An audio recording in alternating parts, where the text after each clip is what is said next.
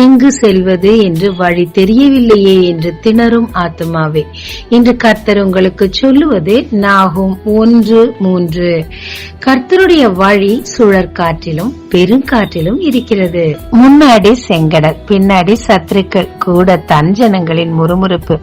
திணறினாலும் தேவனை நோக்கி பார்த்தார் மோசே. தேவன் கோலை நீட்டு என்றார். விசுவாசத்தோடு நீட்டினார். தேவன் பலத்த பெரிய கீழ்காற்றை அனுப்பினார். செங்கடல் பிளந்தது, சத்துரு அழிந்தார், அவர் ஜனங்கள் காப்பாற்றப்பட்டனர். எப்பக்கமும் நெருக்கப்படுகிறேன் என்று பவுல் சொன்ன மாதிரி எல்லா திசையிலும் பிரச்சனையின் மத்தியில் வழி தெரியாம திணறிக் கொண்டிருக்கிறீங்களா? விசுவாசத்தோடு தேவன் சொல்லுவதை செய்யுங்க.